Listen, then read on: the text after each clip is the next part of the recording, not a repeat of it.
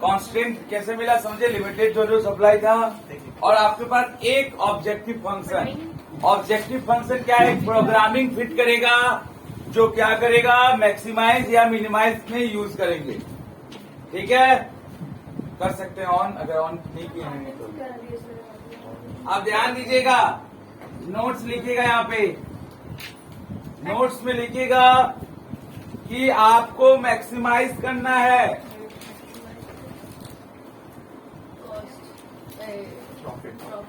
Z को।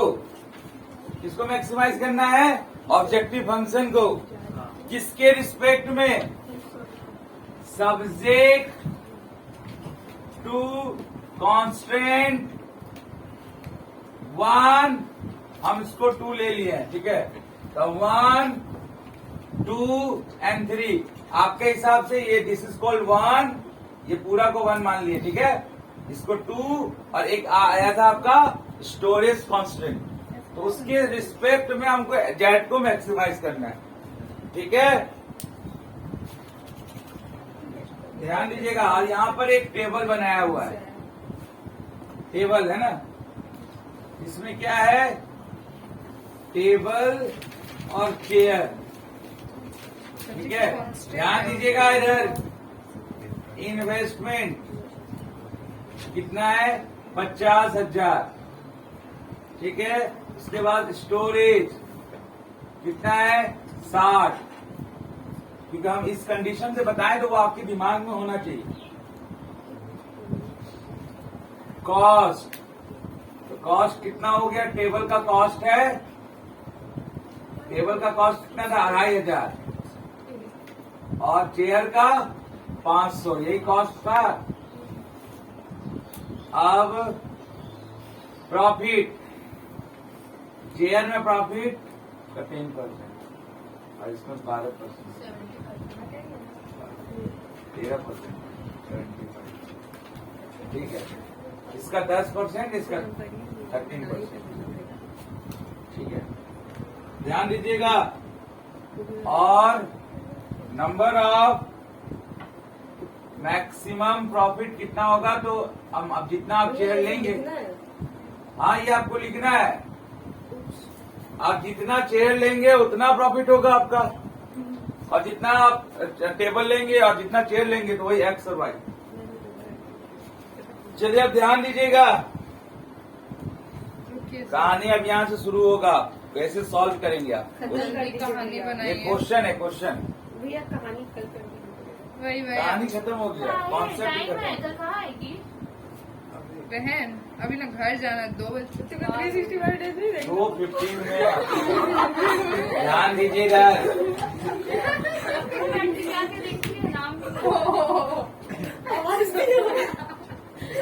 Recording अच्छा लगा। चलिए अब ध्यान दीजिएगा, ये मेरे पास क्वेश्चन था पूरा, हम जो चीज समझाएं वो लिखा हुआ है टेबल में। ध्यान दीजिएगा, हम जो चीज समझाएं सब लिखा हुआ है। क्वेश्चन यही है मेरा। ठीक है, सारा क्वेश्चन यही है मेरा। कांस्टेंट आपका 1, 2, 3 आपको लिखवा, यही क्वेश्चन दिया गया है। अब इसको कैसे सॉल्व करेंगे हम लोग, ध्यान दीजिएगा। फिर एक क्वेश्चन लेंगे। फिर ये मेरा समझाया हुआ एग्जाम्पल का, हम जो आपको समझाए हैं वही क्वेश्चन लिए हैं ना। अब इसको आपको सॉल्व करना है। आपको क्या करना है, प्रॉफिट ऑब्जेक्टिव फंक्शन को क्या करना है, मैक्सिमाइज करना है। ध्यान दीजिएगा। तो कैसे करेंगे, तो चलिए आप जानते हैं कि कैसे हम लोग ऑब्जेक्टिव फंक्शन क्या था आपके पास, ऑब्जेक्टिव फंक्शन क्या था आपके पास, ऑब्जेक्टिव पे क्या करना है, प्रॉफिट को बढ़ाना है। ठीक है ना, तो ऑब्जेक्टिव फंक्शन क्या होगा, प्रॉफिट क्या है, 250x प्लस 75y क्या है, ये ऑब्जेक्टिव फंक्शन है। ठीक, अब ध्यान दीजिएगा, आपके पास आपको ऑब्जेक्टिव फंक्शन को मैक्सिमाइज करना है। ठीक है, आपको किसके रिस्पेक्ट में, कांस्टेंट 1, 2, 3 के रिस्पेक्ट में। ठीक है, तो चलिए कांस्टेंट 1 बताइए, x greater than equal to 0, y greater than equal to 0। ये है कांस्टेंट 1। Non negative constant. हाँ, नॉन नेगेटिव। दूसरा क्या है, इन्वेस्टमेंट। तो कितना, 2500 गुना x प्लस 500 रुपया गुना y, ये वाला लेस देन इक्वल टू 50,000। ये आपका इन्वेस्टमेंट कांस्टेंट। अब स्टोरेज, इसको आप करके क्या किए थे, छोटा करके क्या किए थे, 5x plus 5x plus y less then 100। ये हो गया क्वेश्चन 2। यही है इन्वेस्टमेंट कांस्टेंट। अब इसके बाद एक आपके पास था x plus y less than equal to 60, storage constant. हाँ, ये सारा के रिस्पेक्ट में आपको अब जेड को प्रॉफिटेबल बनाना है। जेड आपका ऑब्जेक्टिव फंक्शन है, ठीक है। तो अब करेंगे कैसे, तो सुनिए, करने का तो बहुत सारा आपके पास ऑप्शन है, लेकिन फिलहाल क्लास 12 में हम इसको ग्राफिकली मेथड से ही करेंगे। और जब आप ग्रेजुएशन करेंगे, बीएससी मैथ्स ऑनर्स लेंगे, तो आपके पास इसके बाद सब्स्टिट्यूशन मेथड्स, जो मेथड सब है वो सब भी यूज होगा। जैसे कि आप लीनियर इक्वेशन सॉल्व करते थे पहले ग्राफिकली, क्लास 9 में ग्राफिकली किए, और क्लास 10 में फिर सारा क्या आ गया, मेथड सब्स्टिट्यूशन सब आया ना।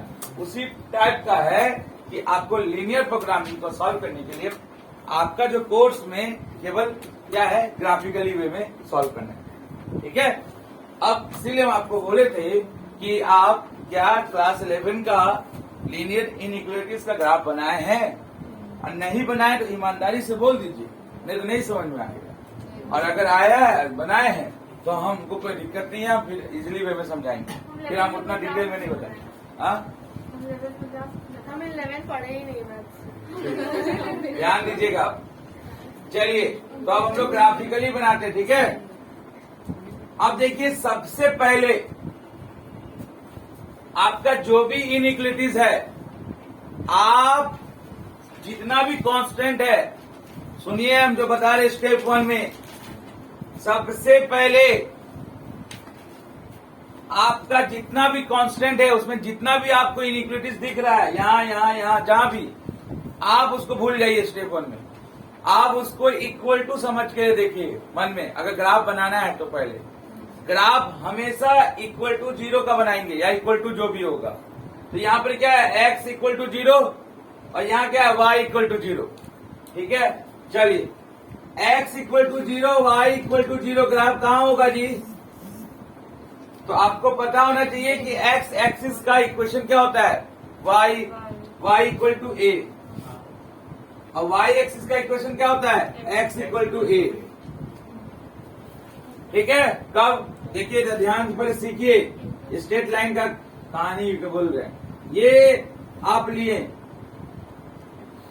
क्या है, ये पैरेलल टू y एक्सिस, ठीक है। तो x एक्सिस को कहाँ काट रहा है, तो आप बोल दिए कि भैया ये a पे काट रहा होगा, तो a और 0 बोले a 0 बोले, हाँ या ना बोलिए।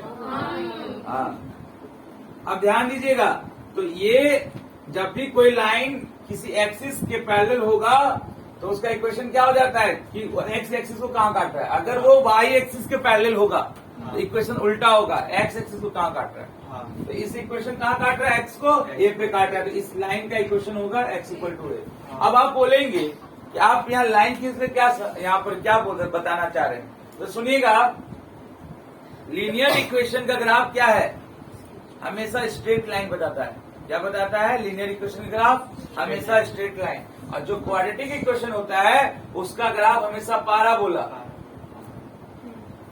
ठीक है ना। याद रखिएगा, लीनियर इक्वेशन, ये लीनियर ही इक्वेशन है ना, कैसे पता चला लीनियर इक्वेशन है, वेरिएबल का डिग्री 1 है, तो लीनियर इक्वेशन का ग्राफ हमेशा क्या होगा, स्ट्रेट लाइन होगा, हमेशा क्या होगा, स्ट्रेट लाइन होगा, ठीक है ना। हमेशा याद रखिएगा, तो हमको स्ट्रेट लाइन पे फोकस करना होगा, जो कि क्लास 11 में कॉनिक सेक्शन में था उससे पहले।